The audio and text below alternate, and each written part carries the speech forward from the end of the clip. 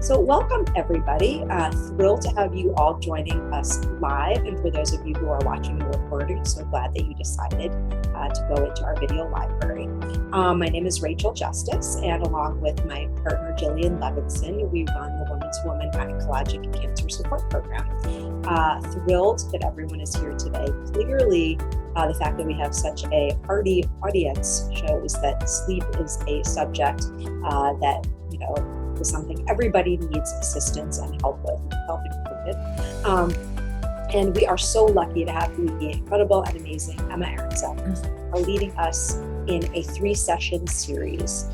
This is session number 2 of the 3-session series. If you cannot attend all of them live, please don't worry. They will all be in our video library and you can watch them. And the beauty is that the hypnosis session that she will be doing at the end will be there, so you can go back and you can watch and listen for when you actually need some in the moment help with your sleep situation. I am going to mute myself and turn over to Emma, and we will be in her capable hands for the next hour. Awesome. Well, hello and good afternoon, everybody. I'm so grateful you're here joining me. As always, we have a lot to cover today, and specifically, we're going to be talking about different tools you can use to improve your sleep. And I'm just going to move this. Can you guys see my screen okay?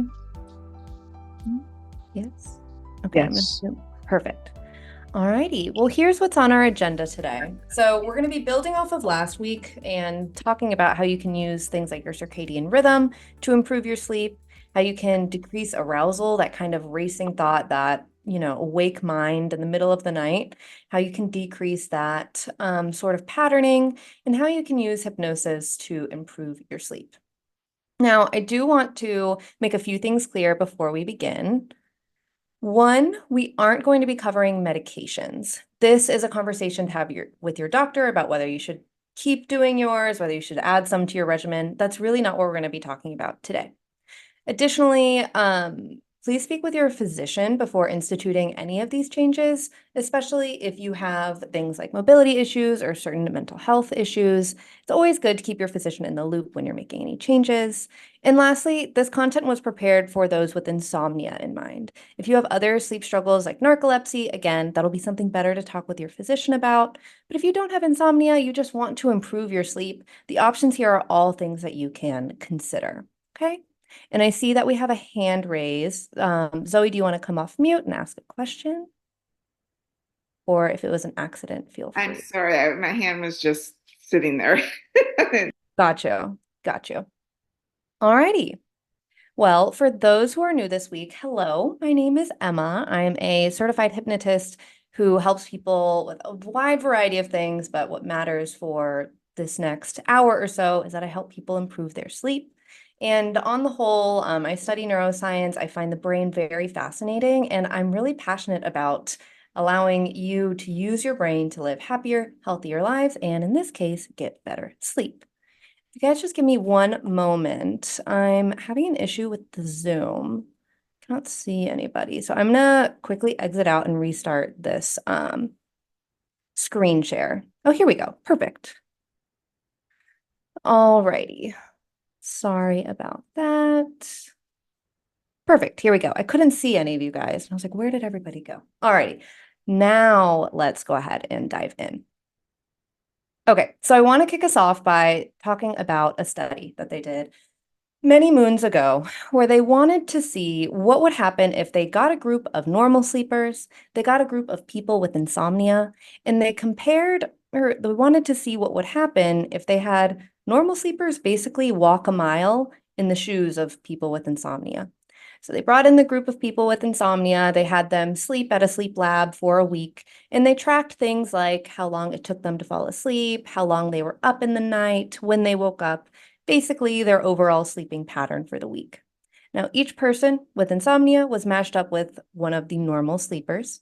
Then when the normal sleepers came into the sleep lab, they basically were forced to sleep in the same pattern as those with insomnia. So they were given the same bedtime. They weren't allowed to fall asleep until the same time as the folks with insomnia. They were woken up the same number of times in the night for the same duration, and then finally again at that last time in the morning.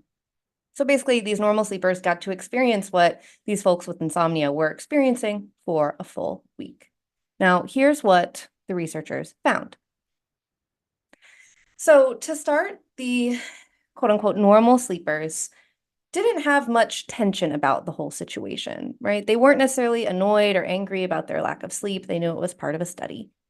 Interestingly, they also overestimated how well they slept. They thought that they slept more and better than they actually did. And the last thing that's going to be really key to how we're setting up this workshop is that they had increased sleepiness. So they weren't getting their normal amount of sleep. So the next day, they felt sleepy, they felt drowsy, they felt ready to fall asleep at any moment. And now, importantly, this idea of sleepiness in this case is literally your eyes are closing, your head is bobbing, you can't focus, your body just wants you to take a nap in that moment. That's very different from fatigue, which is what the people with insomnia were experiencing. They were exhausted, they were tired, but frustratingly, there wasn't necessarily that desire to sleep where their body was ready, their head was bobbing, all of that kind of stuff. They didn't have sleepiness. What the people with insomnia did have was higher tension, right? They're living day to day with this difficulty sleeping. So there is more frustration, there's more anger, annoyance, all of that. But interestingly, and this is a theme we'll see throughout the workshop, there was an underestimation of how much they slept and how well they slept, at least by the metrics that the researchers recorded. So they assumed and had perceived that they slept less than they actually did, which is very interesting. And now I want to point out two key differences in what basically the researchers concluded from this. One is that the normal sleepers were suffering from sleep deprivation. Let's say they normally got 8 hours during this experience, they were getting 5 hours. And the next day, they were sleepy. Their body was trying to catch up, so they felt that readiness to fall asleep at any moment. People with insomnia were not experiencing the same. They were experiencing fatigue. Even though they also got that 5 hours, it's something their body was more accustomed to and wasn't quite ready to put them into that sleepy state. Now, in this case, fatigue is that feeling of exhaustion, which is related to their sleeping patterns, right? Because they're also experiencing it chronically, not just for 1 week. It's also related to their brain activity, circadian rhythm, and hyperarousal. That's really what we're going to be talking about today, because the issue was just sleepiness. Then the solution to that is going to sleep, taking a nap, or waiting it out if you're able to safely do so. That's really as far as we get with that tool if you're genuinely feeling sleepy. And if you're feeling sleepy constantly throughout the day, that could be a symptom of narcolepsy, something like that. And that's a good thing to speak with your physician about. But if you're feeling fatigue all the time, you're feeling tired, but not necessarily sleepy, potentially due to poor sleep the night before, then you are in luck that you are here because that is what we're really talking about today. So we're going to start with the first part of that and flash back to the circadian rhythm, which we talked about last week. Now, as a quick refresher, the circadian rhythm is a 24-ish hour cycle that our body functions on day to day. It controls all of our different bodily functions, including our sleep-wake cycle. Here's an example of what it might look like. And really, we want to hack your circadian rhythm to improve your sleep. So here is the first step of how we can do that. First step is understanding what is your circadian rhythm? What is your sleep-wake cycle looking like right now? You understand that by beginning to keep a sleep log. And this is a diary of how long and how well you slept. It can look like this, pen and paper. It can be done in an app. I'll give you some recommendations for those in a few moments. But ultimately, this helps you get an accurate reading of your sleep patterns. And this is really important for curbing any misperceptions of sleep. What can often happen with folks with insomnia is in a certain week, maybe there were 2 or 3 days where they got anywhere from 2 to 4 hours to sleep. They slept really poorly. Maybe on the other days, they got between 5 and 8, more of a normal amount of sleep, but understandably, what sticks in the memory is those days where you got 2 to 4 hours, where you barely got any rest. What we want to do with the sleep log is map out what sleep you're actually getting night to night so that you have a clearer picture on the whole. Now, additionally, the sleep log helps you outline what first changes you should make to your sleep schedule in order to use your circadian rhythm to your benefit. One other thing I just want to say about all of these tips as we go through, not all of them may be applicable to you. I encourage you to experiment with these to understand what might be best for you, depending on how poor your sleep is. But I just want to say this is kind of kept in mind. I know I mentioned this in the beginning. These recommendations are provided with kind of the worst case scenario in mind, but if you are struggling with sleep, these are all great things to do. So anyways, sleep log. Why does it matter?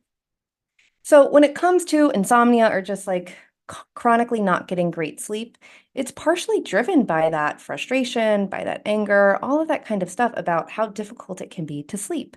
So thoughts like these that I have on the screen can make it harder to fall asleep, can create some of this like evening thoughts racing, frustration kind of cycles and patterns that we can fall into. And some of this is fueled by the misperceptions of how much you're sleeping. If the assumption is you're always sleeping 3 hours a night, when in reality, maybe you're sleeping 5 to 7 on average, then having that data from the sleep log can help you track it. Or maybe you find you are only sleeping 3 hours every night, and it's even more impetus to keep working on this, right? So we just want to give you consistent data of your own sleep perceptions over time. And now a question to this might be, well, can I just use a sleep tracker, right? Maybe you have a Fitbit, maybe you have an Apple Watch, maybe you're fancy and you have one of those Aura rings. I think those are cool, but I don't have any of them. But anywho, the answer to this kind of depends. It depends on what your sleep is currently night and ultimately how the sleep tracker makes you feel. So I do want to note sleep trackers are relatively new technology. They aren't always going to be completely accurate or capture your sleep patterns as well as your own sense of how you slept the night before really does. So to answer the question of whether you should use a sleep tracker, I have kind of a quick and dirty three-pronged approach. So the first is if you more or less, like your sleep is fine, you're curious, you're excited to see what it says in the morning. If it says that you don't get, great sleep the night before, if that doesn't really bother you, then sure, go ahead, use the sleep tracker. There's no harm in it. If your physician recommends that you use it, of course, absolutely, keep on using it. However, if using a sleep tracker is giving you anxiety, if it's making you feel worse about your sleep, if it's fueling those spirals about how hard it is to sleep every night, then a sleep tracker might not be the best thing for you. And again, this is not talking about a sleep log, like a diary that you would write out. I'm talking about, something that's, you're wearing on your wrist or your finger, anything like that. If it's kind of fueling these negative thoughts about your sleep, then a sleep tracker probably isn't going to be the best case for you. And now I have the physician recommended in yellow only because if you find that you're using one because your physician recommended it, but it's been giving you a lot of stress, a lot of rumination, making you angry in the mornings when you look at your results, talk to your physician about that. See if there's anything else they'd recommend, if they have coping mechanisms they'd like you to use, anything like that. That's a great thing to talk to your physician about, okay? So when it comes to keeping a sleep log, if you're really struggling with your sleep, this is the first thing that you really need to start with. If you are a little more tech savvy, you want to do it in your phone, you can do it with an app. One that I found consistently recommended is the Consensus Sleep Diary app. It's available at this website. And then there's also a pen and paper version that you can see here. If you'd rather just like print out 2 sheets and track 2 weeks, you can access that here. I'm going to send both in the chat. And as you guys know, if you've been here before, normally at the end of the series, I create like a document with all the links I share and all the recommendations. You'll have that from me next week, and that'll include these links. So the first, a sleep log. Now, with that data from the sleep log, your next big step, especially if you're really struggling with your sleep, is to practice something called sleep consolidation. And the idea with sleep consolidation is that you're minimizing your time in bed so that the majority of your time in bed is spent sleeping. It's not necessarily spent watching TV. It's not necessarily spent struggling to fall asleep. We really want you to be in bed sleeping. This does a few things. It helps your brain associate your bed with sleep. It's the place where you do that one thing. And it also helps you take full advantage of your sleep pressure, which is something we talked about last week, where basically the longer you're awake through the day, the more this molecule called adenosine builds up in your brain. As it does that, it increases your desire to fall asleep and your sleepiness, right? And we want to take full advantage of that. So let's walk through what this might look like. So let's say that this is a normal night for you. Around 10 p.m., you get in bed, maybe for about an hour, you watch some TV, click off the TV at 11 p.m., and then you try to start falling asleep. Maybe it takes you about an hour of tossing and turning to finally fall asleep at midnight. 5:30, you open your eyes, you feel yourself awaken. Maybe you're a little annoyed, you woke up earlier than you wanted to. So you toss and turn, and then at 7 a.m., you actually get out of bed. So there's a few problems with this sleep pattern that can make it harder to fall asleep and stay asleep at night. One is there's a lot of time spent in bed trying to fall asleep. And if for you, trying to fall asleep is consistently a frustrating experience that is coupled with thoughts of, oh, why is sleep so hard? And it starts a whole sort of thought spiral. This can also override your sleep pressure. Any desire to fall asleep can kind of get kicked out the door because instead of trying to fall asleep, now your brain is on full blast, kind of going in these stress cycles, right? So that's in the evening. And then in the morning, we're again doubling down on having this time where your time spent in bed is tossing and turning rather than just sleeping. And also, with getting up later, there's less time to create sleep drive or sleep pressure. So the earlier you get up, the sooner that adenosine, that molecule starts building up in your brain and creating the feeling of sleepiness for the next night. So here's what we would do in order to consolidate your sleep or consolidate your time in bed. We would really just close off either end of your schedule every night. We want to give you a regular sleep time and a regular rise time. And maybe every night, if you read, if you watch TV, it's ideal if you go do that somewhere else in the home, if that's possible for you. If that's not, it's okay. But really trying to go to sleep closer to a time that you normally fall asleep, if you have one, or closer to the time that you actually start to feel sleepy, when you actually start to feel that desire to fall asleep. You'll want to regiment this normal sleep time for each night. Then if the wake up time is typically 5:30, you want to set that as your normal rise time. And the best case scenario is that when you wake up for the final time in the morning, let's say it's 5:30, 6 a.m., that is really when you want to get up for the day. So this is a bit of a generous 30-minute window to just kind of sit in bed in the morning. But really, a lot of the, insomnia and sleep researchers recommend that you get up, expose yourself to light to really kickstart your circadian rhythm, your wake cycle for the day. So here is a bit of why this matters. This gives you a predictable sleep time for your circadian rhythm, predictable wake time. When you get up earlier, it gives you a whole extra hour and a half to create more sleep drive, to create more sleep pressure for the next evening. And when you get in bed later, there's less time to spend tossing and turning if and when your body becomes more accustomed to falling asleep at the same time. Now, I know that this might sound kind of simple or in some ways almost frustrating as advice because it's like, well, if it was so simple to fall asleep and wake up the same times every day, then I wouldn't have this issue in the first place. And I want to say, I totally hear you. And a lot of the time, people get stuck in cycles of insomnia because it can be almost feast and famine with sleeping. One night you don't get a lot of sleep, the next night you try to go to sleep really early, and maybe you do get better sleep, but it gets really inconsistent with how much sleep you're getting every night. This is not great for, of course, the quantity of sleep, but it's also not good for your quality of sleep. Research has shown time and time again that, getting 8 hours one night, 4 hours the next, and really going up and down consistently and chronically is not good for your sleep. So we want to better regiment your sleep cycles if, it's something that you're struggling with. So to identify the best times for you with sleep consolidation, Ideally, you'd use your sleep log data. You'd have that for 1 to 2 weeks. And you'd first identify, do you have a natural wake up time, right? Is it, I know for me, I typically wake up around 7:15 every day without an alarm. If you have that, great. If you don't have that, that's completely okay too. The rise time you create for every day gets to be a realistic latest time you can wake up. So if your dog needs to be fed at 7:45 every morning, then wake up around 7:30 every day, right? So you want to give give yourself more of that time in the morning.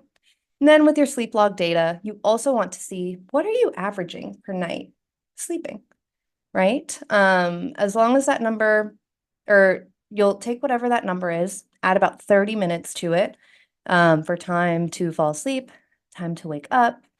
And you'll count backwards from your rise time, whatever that average number is. So let's say you average 6 hours, and even if that average is, again, you're one of those people who flip-flops between like a 3-hour night and an 8-hour night, you want to take the average, and then count backwards from your wake-up time. So if my wake-up time is typically going to be 6 a.m., I'm going to set 6 a.m. as my rise time.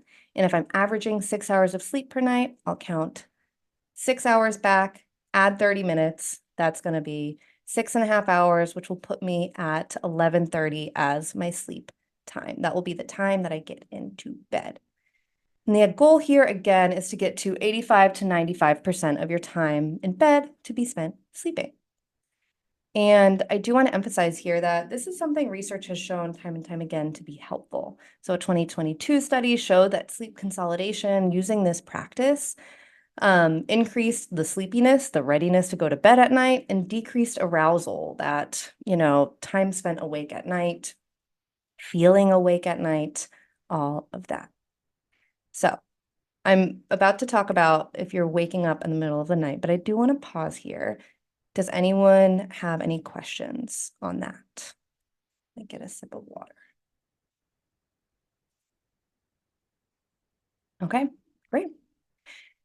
I feel like one of the natural next questions to this is like, well, okay, yeah, sure, I can go to bed later, get in bed, an hour and a half later, but, what if I'm always waking up in the middle of the night and I can't fall back asleep? Shouldn't I be in bed longer so I can, get sleep if I have the chance? The answer, honestly, is no. Again, we want to retrain your circadian rhythm so that you have a predictable sleep and wake time, but also, here's what you should do instead if you find that you're constantly waking up and can't fall back asleep. So if it's a situation where, you know that typically you get up once or twice, maybe more in the middle of the night to go to the bathroom, but most of the time you can get back into bed and fall asleep, even if it takes you a while to fall back asleep, you generally can. If that's the case, then I want you to stay in bed and wait it out, wait for yourself to fall asleep. However, if it's one of those nights where you wake up at 3 a.m., your mind starts racing, and you can just tell that there's no way I'm falling back asleep tonight. I'm going to be up until 6 a.m. when I'd otherwise get up. If that's the case, I actually want you to get out of bed and go do something that you enjoy. This can be reading, it can be watching TV, it can be painting, something that you genuinely like doing. And ideally, you'll do this until the desire to sleep returns. But if you find that it doesn't, this is actually not necessarily a good thing, but it means your time has been better spent. If you had the choice of either laying in bed, tossing and turning, ruminating on how frustrated you are that you can't sleep, or if you had the option to get up and read your favorite book or binge watch a little bit of your favorite TV show, I actually want you to do the latter. And this is in part because what we're working on doing here is undoing conditioned arousal. Conditioned arousal is basically when you spend so much time consistently in your bed, maybe at 3 a.m., right? Always, ruminating, feeling frustrated, feeling angry that you can't fall asleep, can get to the point where your brain learns to associate your bed as a place where you spend your time struggling to fall asleep, or it learns that, oh, at 3 a.m., that's when I wake up and that's when I think about the things that stress me out, over time, your brain will learn these patterns. It can even weave it into the circadian rhythm. We want to undo that patterning and give yourself a new activity to focus on. Maybe it's reading, maybe it's watching TV, whatever it may be. We want to undo this idea that your bed is the place where you spend your time struggling to fall asleep. And in her book, Hello Sleep, which I highly, highly recommend if you're struggling with insomnia, I have it here. Dr. Jade Wu sums it up really well, especially if you don't necessarily have trouble falling asleep, but it's those middle of the night thoughts that are racing that keep you up. Conditioned arousal is probably what's happening, and that's actually going to flow us into our part 2, where we're talking about arousal, this feeling of why am I wide awake in the middle of the night? To do that, I'm going to talk about another study. Before I do that, anyone have any questions here? Okay, let's jump in. So in this study, they also got a group of normal sleepers, and they got a group of people with insomnia. They wanted to track what their sleep was like through the night. So they wanted to track how long they slept, how many times they woke up, all that kind of stuff. And then they also wanted to look at what was their brain doing in sleep. They're looking at brain metabolism specifically, which is how much sugar your brain eats up in the night because of how hard it's working, right? It's glucose usage. What they found was really interesting. First, they found that people with insomnia and the normal sleepers actually slept similarly. They had a similar time asleep, similar time to fall asleep. It was slightly longer for people with insomnia, but on average, only by 4 minutes. The proportion of sleep in REM versus non-REM sleep was also similar. Now, if you have insomnia, that might feel kind of shocking and almost like offensive to your experience that your sleep is apparently like a normal person's. I want to say, obviously, there are differences. We're about to talk about some. And, we could also say, well, maybe it's because the people with insomnia, they weren't in their bed. They were in a different bed. They were in a different scenario, maybe where sleep came easier. We don't necessarily know, but we did see one key difference, which can help explain why people with insomnia have so much more fatigue. So the normal sleepers had normal glucose usage, normal brain metabolism in the night and during the day. So at night it was lower, during the day it was higher, but it followed a normal pattern. This was markedly different from the people with insomnia. In the nighttime, the people with insomnia had a higher brain metabolism. In other words, their brain was working harder as they sleep. And it was also working harder during the day. It had a higher glucose usage. And it's theorized by these researchers that is part of the reason why people with insomnia, one, might feel like they didn't get any sleep when in fact they did get some, and also why there's so much more fatigue at night during the day that can feel inescapable, because the brain is just working overtime because of this concept called hyperarousal. And that brings us into part 2. So in people who struggle to sleep, we have this phenomena of hyperarousal. It can override sleep pressure. It can override your desire to fall asleep and decrease your overall quality of sleep. Hyperarousal is why people with insomnia can swear up and down, I did not sleep at all last night, but then their partner says, but I heard you snoring for an hour. I know you slept, right? For people with insomnia, it can feel like you're awake when you're actually sleeping because of how your brain is functioning differently. It's really fascinating. This was, to me, the most interesting thing I found in my research. And it can be caused by a lot of things. It can be caused by linking your bed to no sleep, conditioned arousal, as we discussed. It can be caused by circadian confusion, what I talked about earlier, of kind of feast and famine with sleep, your body not having set sleep and wake times. It can be caused by stress, racing thoughts that easily get hooked onto and just spin you around and around and around. Now, there's some other things that can be caused by hormonal changes, medications, stages in life, things like that. We're not going to cover those today. If you are interested in those, I do highly recommend.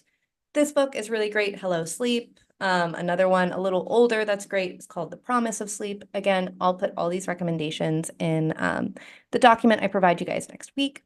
But we're going to talk a bit about stress and how you can better manage the thoughts and the hyper arousal, that racing mind that keeps you up at night. So if my slide would change, there we go. To understand arousal, we also need to understand the nervous system. And I'm sure you guys get it, but also when I say arousal, I mean like alertness. I don't necessarily mean any other bedtime activities, but just feeling really awake when otherwise you would want to be asleep. So this can also be linked back to the nervous system. And if you're curious to learn more about this, I recommend you go back to one of the woman to woman recordings from, I think, my first ever series with you guys. But as a quick refresher of, how the nervous system works, when we encounter a stressor, our body goes into fight or flight mode.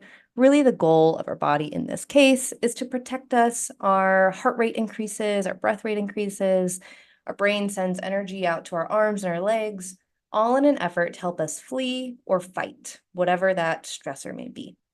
Now, this was evolved for the times when we would have been fighting off some kind of predator, an animal, a neighboring tribe, whatever it may have been. However, in modern society, that's not really necessary in the same way it used to be.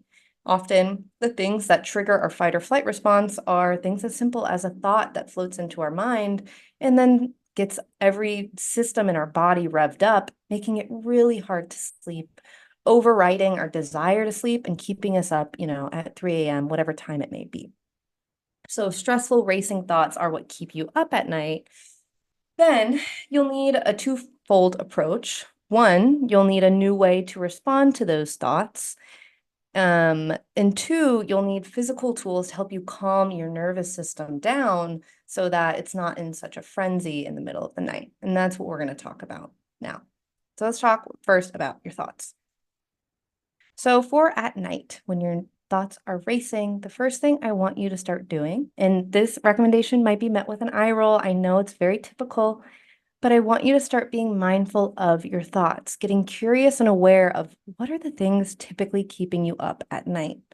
And with this, I really want to say nothing changes if nothing changes, right? We need to learn how to respond to our thoughts differently if we want to begin exerting control over them. So some questions that I know some of my clients and people I've worked with in the past have found helpful are things like, if you're stressing out about one thing in particular, asking, is this something I can control?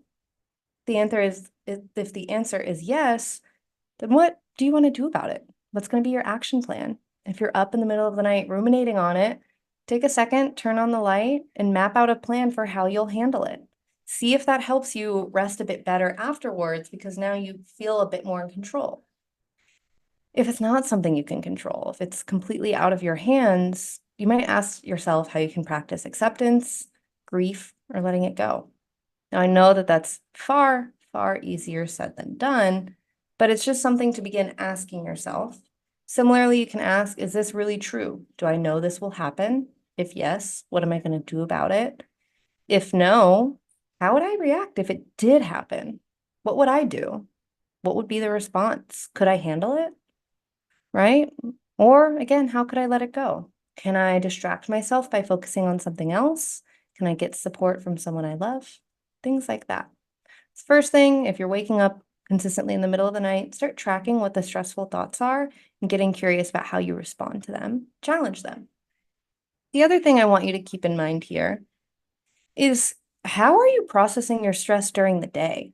Like we covered with that earlier study, there was a hyperarousal at night, but also during the daytime.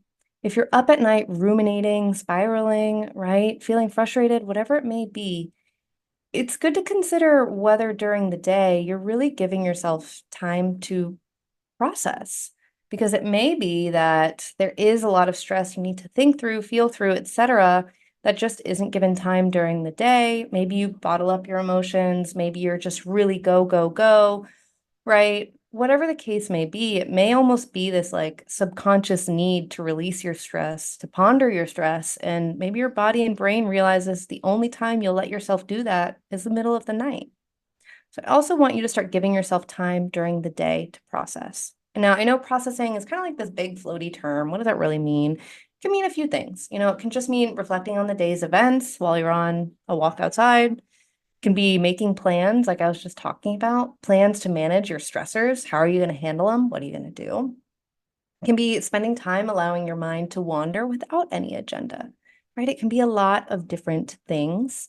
It can also be journaling. if you aren't really good at managing your stress or feeling your emotions, you don't know where to start, buy yourself a little notebook, and write a page or two, just stream of consciousness, how you're thinking and feeling. Start somewhere small and let yourself build from there. And now, like this little sweet corgi in a field of wildflowers, I was very happy to find this little video. I also want you to think about what time you're giving yourself to relax versus what time you're giving yourself to rejuvenate. Now, these are kind of arbitrary terms. You could replace them with other things, but what I'm really describing is the difference between these two things. One being the type of relaxation where you're just giving your mind a break. You're vegging out, you're watching TV, you're scrolling on social media, maybe you're mindlessly snacking. Right, these are the kinds of moments when we turn our brain off. And I want to say, these are not inherently bad. If you like doing these things, feel free. I know I watch a lot of TV. I have watched 9 seasons of Modern Family in 2 months. Not too proud to admit, but maybe I shouldn't admit that. But I do a lot of this, right? Like, it's fine. It's a normal part of life. However, we do kind of turn our brains off in these moments. If you find that you're spiraling a lot at night, it may be good to add some more rejuvenating activities into your schedule. So these are things that leave you feeling energized, at peace, maybe in control, content, things like that. I know for a lot of people, it might be yoga, going for a walk, meditation, talking with a close friend, painting, journaling. It's really going to be more personal and subjective to you. This isn't meant to just be blanket advice of meditate for 15 minutes every day. But find like what are those things that do leave you feeling less stressed and energized. Those are things I want you to add more into your day. But again, it doesn't mean you're not allowed to relax, but add in more of these. And so, any questions on any of that before we go into our last portion and talk about hypnosis? Okay, all right. So, last study for the day, talking about hypnosis and sleep. Does anyone have any questions? I heard a mumble, I think. Yeah, me. Yeah. Thank you for distinguishing between relaxation and rejuvenation. I have never thought about them as being different, and they are very qualitatively different. Right. Huh. Thank you. You're welcome. Yeah, I know it's something I have to kind of force myself to do every once in a while, not just go into Netflix mode, but Yeah. God forbid I read a book or something different, just something that'll leave you feeling better. So I'm glad that that was helpful for you, Joan. Thanks for Thank sharing. you very much. Yeah. Yeah. Awesome. So I want to close us by talking about hypnosis. Shocker, as the hypnotist here. But a recent study from Indiana University and Baylor, they were looking at 90 postmenopausal women who regularly slept 6 hours or less. So they might not have had like a formal insomnia diagnosis, but they weren't sleeping great. And basically, for the course of 8 weeks, they were listening to hypnosis recordings daily. And now they differed in how much support they were getting from a therapist, but it wasn't necessarily therapy. It was more like check-ins and encouragement to do the hypnosis sessions from the therapist. So the one thing that was similar is they were all doing hypnosis recordings daily. And they were allowed to do them at any time of day. It wasn't even at night, just you could wake up in the morning, afternoon, etc. Here's what they found. Across all women in the study, the majority, anywhere ranging, depending on their group, from over 75 to around almost 90%, saw improvements in sleep quality and sleep duration. So there was far less poor sleep or bothersome sleep is the term that they used in this study. They had more time of sleep. And also, for the most part, the women really loved the program. They found that it was easy to follow. They were satisfied with their outcomes. And other research on sleep and hypnosis have also found that hypnosis decreases arousal, decreases that racing mind at night and just the activity of the brain at night. It increases slow wave sleep, so it increases deep sleep, and that it's a simpler, tool to implement for many people. Now, I still want you, if you're really struggling with your sleep, to consider all of these recommendations, but, if you're finding it's hard to get started, start with hypnosis. Listen to these recordings a few times a week or daily. You can do it at night, you can do it when you wake up in the middle of the night, or you can just do it if you have 20 minutes in the afternoon to see how your sleep will improve over time. So a little more on how hypnosis is theorized to support sleep. So first, hypnosis is one of those tools that can physically relax your nervous system. If you remember, especially if you've done a variety of these sessions with me, we start out with some breathing, we start out with like a muscle relaxation exercise. All of this works to relax your nervous system and basically tell your brain, hey, there's no lion that's running after us. It's just a thought. We can calm down. We are safe. We don't need to be in this fight or flight mode. So it turns that off, goes into rest mode. Your racing thoughts are given something new to focus on, right? A lot of the hypnosis, particularly what I do, is very visualization based. Maybe you're told to imagine yourself as a corgi in a field of wildflowers, and that's probably a more amicable idea than, mind racing on all the things you have to do tomorrow at the doctor's appointment, whatever it may be. So you're given something new to focus on rather than just being told to stop thinking. And finally, your brain begins emitting waves similar to those when you are in sleep. So when we're awake, I know we covered this, I think, in the series last summer. But these are different brain waves, brain oscillations, what they look like. So when you're awake, you're typically in this like high vibration, or not vibration, high frequency, faster communication kind of brainwave called beta, somewhat in alpha. When you go into hypnosis, you're in alpha and often in theta. And that's bringing you closer and closer to what your brain looks like in sleep, which is often these very slow, very large delta waves. So it really preps your brain and helps your brain remember how to get back into those slower, deeper waves for sleep. So to sum it all up, we've covered a lot. 1, hack your circadian rhythm. Get to understand what it looks like now, take a sleep log. Then once you have that, create your regular sleep and wake times. It's going to be a regimen. It won't always be easy, but it will give your body a structure to start sleeping within. 2, manage your arousal.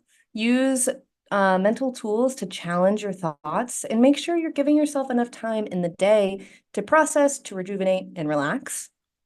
And lastly, use hypnosis. This can help you change your thoughts and beliefs about sleep while also relaxing your nervous system, helping your body go into sleep mode. That concludes our whirlwind of a workshop today. We'll get into hypnosis in just a few moments, but does anyone have any questions on any of that?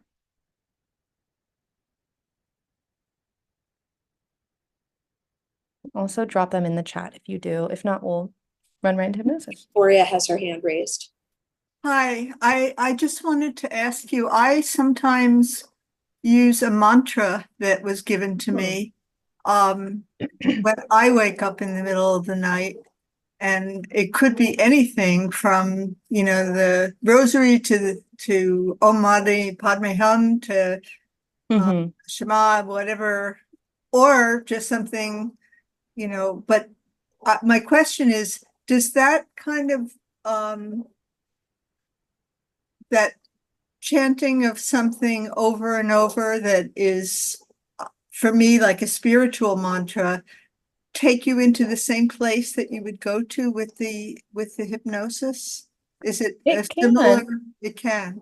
Yeah, so I'm not sure if there's specific research on it. I'm sure there is, but typically whenever we're doing something more rhythmic, it can, one, help distract our brain, right? It's giving our mind something new to focus on instead of whatever the racing thoughts may be. It's giving our mind a task.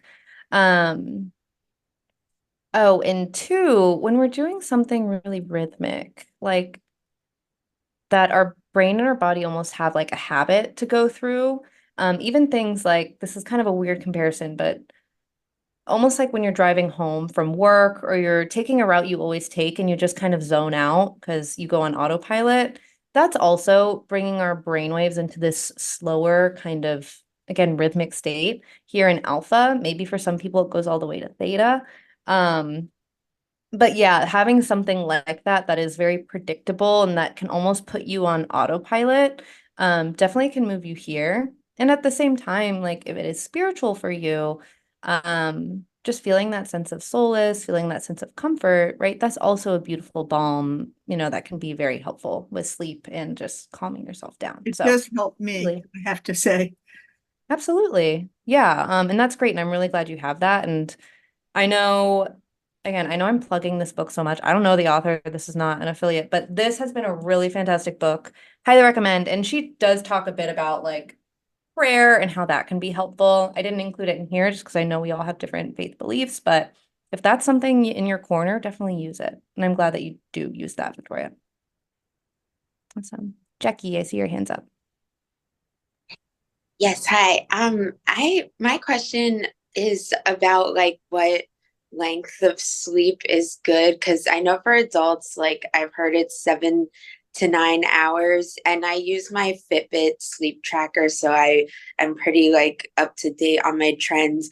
But I noticed like if I sleep for like more than 7 hours, and like if it gets to like 7.5 hours, I wake up like super drowsy and like kind of like foggy the next day, and then I'm like really really tired at night. Whereas if I get like just under 7 or like at 7, I'm like a lot more alert, but then I'm always worried that like I'm not getting enough sleep even though the quality is good. So I was just curious if you have any recommendations for how to know what's the right amount.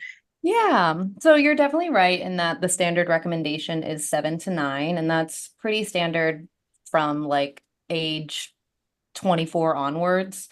Teens and adolescents need more sleep, but we give them less. But nonetheless, 7 to 9 is pretty standard. But like anything else, it's going to be one of those things where if your body is telling you you need, 6.75 hours of sleep, and that's what you function really well off of, then that really might just be how much sleep your body needs. A big part of kind of for people who are struggling with, getting enough sleep, sometimes it's that they're trying to achieve 8 hours when their body really doesn't need that for whatever reason, right? Maybe they don't have as strenuous of a day-to-day life, maybe their body just doesn't need it for where they're at right now. But I would say if like you've consistently seen that a little under 7 hours makes you feel best the next day, at least from what I've read, you're still falling within that general range of nearly 7 hours to 9 hours. I personally wouldn't be concerned about it. Of course, like it's always good to talk with your doctor about it if there's anything they're majorly concerned about. But from what I've read, for the most part, it's about listening to your body and understanding how much sleep your body needs and not trying to force yourself to get more sleep if in reality, it's not something your body's asking of you. Gotcha. Yeah, thank you. Of course. All righty. Any other questions? Cool. All righty, guys. Well, we are going to move into hypnosis. Woohoo. All righty. So, as always, before we begin, I like to put this on the screen for a moment. Hypnosis is not a substitute for any medical attention, for any psychiatric attention. Don't use this in replacement for anything. And really what you can expect today is to go through some relaxation techniques, some visualization exercises, and most likely to feel really relaxed and really good. And today we're going to be doing more of a hypnotic meditation. That's what we always do. It's not necessarily full hypnosis. But I always like to just share this with you guys. Don't be afraid to ask any questions if you have any. Okay, so with that being said, let's go ahead and get started. So as we go through this today, a few things to keep in mind. One, I always recommend sitting in a chair or even against a wall. It's great if you can have your head and neck supported. I will give you some things to visualize. Let's say I tell you to visualize the beach. If you want to go to the mountains, go to the mountains. This is your session. You get to do whatever you'd like with it. We are going to go past 1. We'll probably go until about 1:15 is my guess. So if you know that you have to jump off or anything like that, please feel free to do so now. Come back to the recording. If you need to shift throughout the session, scratch your nose, do anything, feel free to do so. It's not going to magically take you out of the relaxation. And I'm going to leave it at that. You guys ready to get started? Great. All righty. Well, with that, let's begin. So just take a moment to get comfortable. Whenever you're ready, just close your eyes. We're just going to start with a few rounds of deep breathing. So on your next inhale, I want you to breathe in for a count of 4. Hold it at the top for 2. And exhale for 6.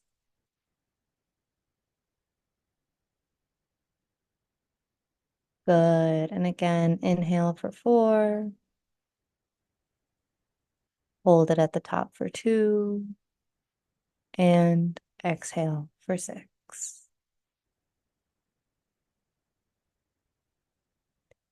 Good. Good. Again, one last time. Inhale for a count of 4. Hold for 2. And exhale for 6.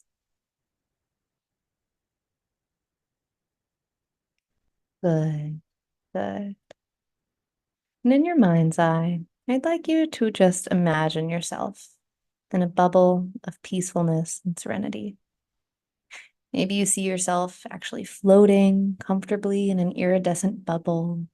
Maybe it's more of a soft mist around you, surrounding you with a calming, peaceful energy. You just look around you and you notice that you're in a comfortable, calming place in nature. Maybe for you, you're at your favorite beach with warm sands beneath your feet and water rushing in and out of the shoreline. Maybe for you, it's your favorite mountain range. You're sitting on a hammock, looking up at the leaves in the sky above, feeling surrounded by a sense of calm relaxation. Whatever it is for you, just notice the details of that place in your mind.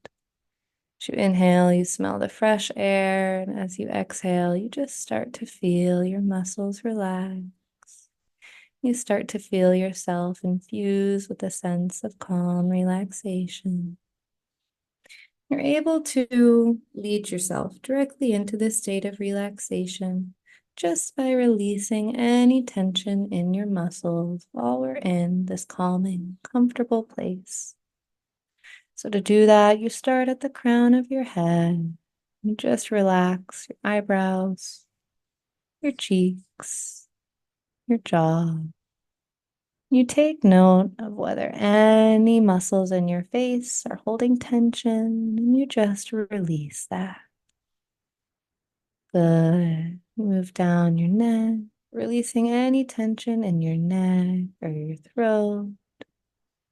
You feel this calming relaxation just cascade down your arms, from your upper arms to your elbows, to your forearms, all the way down to your wrists and the palms of your hands.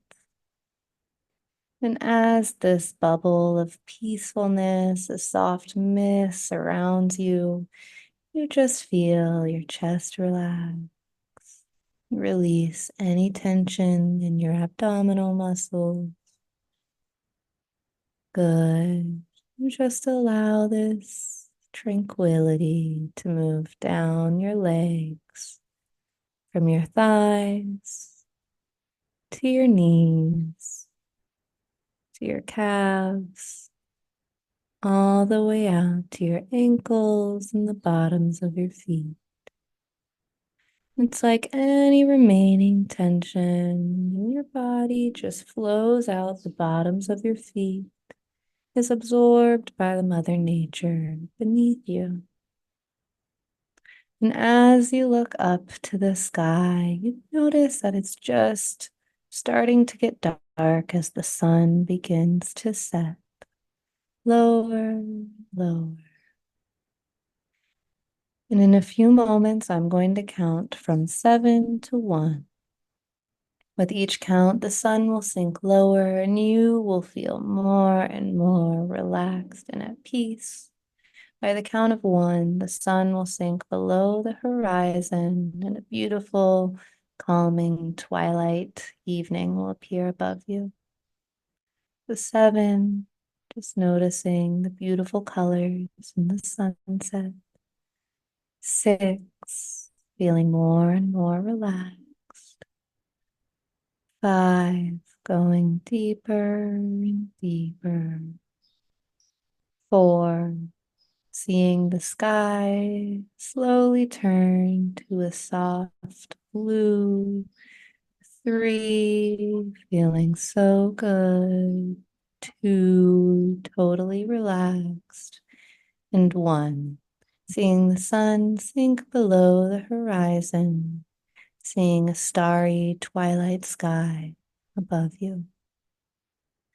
Good. And you can just continue to visualize yourself here in this comfortable space, smelling the fresh nighttime air, seeing the beautiful twinkling stars above you, just feeling so good, so relaxed as I continue speaking.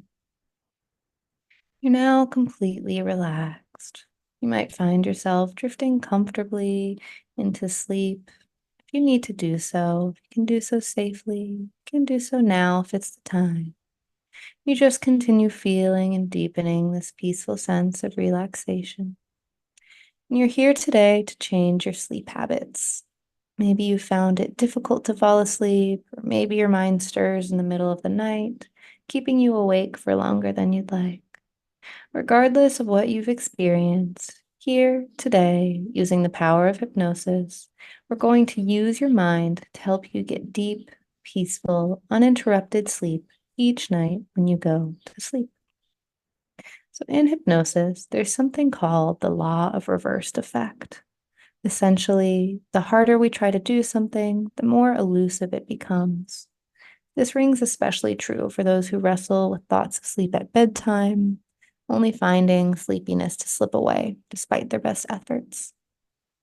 Sleep is a unique state. It's natural and unique to you as an individual. Something you've done since you were a child, something your body innately learns to do. Maybe for whatever reason, it's become difficult in recent years. But today in hypnosis, these suggestions will weave into the deeper levels of your mind, gaining strength and helping you sleep better and better. As you're here in this peaceful place with the twinkling stars above, you feel yourself getting more and more relaxed. You feel your mind becoming peaceful. And you remember that when we began, you learned to gradually release tension from each muscle. This is an exercise you'll now remember to do in any moments when you're struggling with sleep. When sleep beckons, you can once again guide your body into this blissful relaxation just by relaxing one muscle at a time. Maybe you start from your toes or maybe the crown of your head. The order doesn't matter. Key is just to notice any tension and allow it to relax.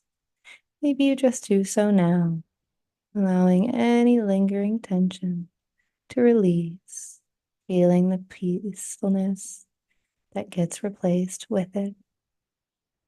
You know how to do this. You'll find it easier and easier to do it on your own time and use the tool of muscle relaxation more and more often.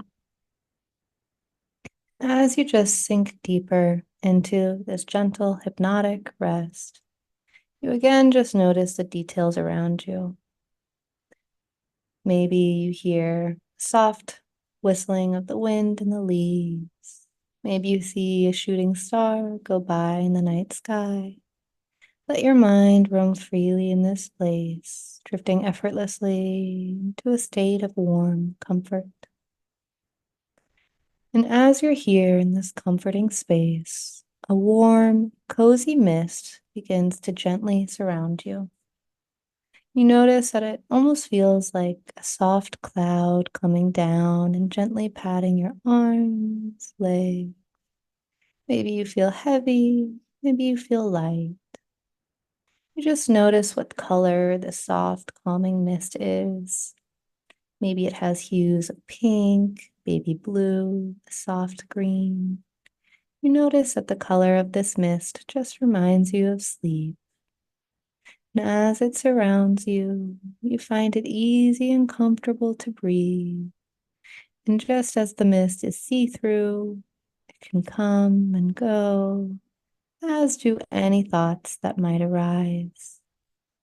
And when you sleep or when you're falling asleep, if any time thoughts arise, you just allow them to dissolve in the mist. It's as easy as breathing for you to observe your thoughts and let them go.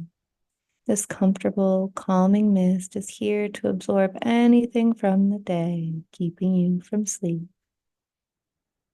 And you find that you're feeling even more relaxed and at peace than you were before, so calm and ready to allow yourself to sleep whenever it is time.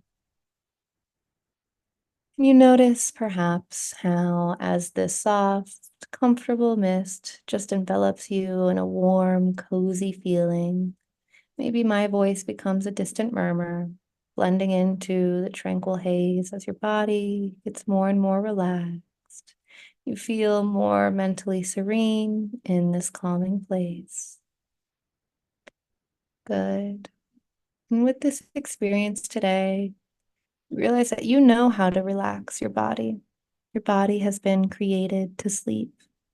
When you lay down in bed at night, or whenever and wherever it is that you sleep, you find it easy to close your eyes and fall asleep quickly, achieving a deep, restful sleep. Your brain is able to restore you in the nighttime, only working as hard as it needs to so that you're able to wake up feeling rested and rejuvenated the next morning. If any thoughts come into your mind, even if they're stressful for a moment, you simply return them to this mist. You remember this warm, comforting place. You only wake up in the night if you know that you absolutely need to. You find yourself sleeping through the night more and more often. You've done so well today, and from now on, you'll effortlessly sleep into sleep whenever you absolutely need to. Your subconscious mind is wired for peaceful, serene sleep. And any time you need help sleeping, you simply remember to relax each of your muscles and surround yourself with the soft, comforting, warm mist of sleep to help you drift further and further down into a comfortable, deep slumber. And these suggestions are firmly embedded in your subconscious, growing stronger and stronger each passing moment. If the time is now for you to sleep, you can allow yourself to pass on into a comfortable nap that you'll wake up from normally as you would any other day. But if it's the time for you to open your eyes and go about the remainder of your day, feeling awake and refreshed, you'll follow my counts from 1 to 5, feeling more alert, awake, and rejuvenated with each count. The count of 5, you'll open your eyes and awaken, feeling refreshed and rejuvenated, ready to let these suggestions guide you towards better nightly sleep. So 1, just beginning to tune into your body. 2, beginning to wiggle your fingers and your toes. 3, just swaying slightly side to side. 4, just beginning to open your eyes. And 5, opening your eyes, feeling completely awake, rejuvenated, and ready to go about your day. Alrighty, guys. Take a few moments. Good morning. Good morning. I know I normally don't end by telling you you can go to sleep if you need to, but I figure if some people are going to be using this at night, I want to make sure you're given the option to go to sleep if you want.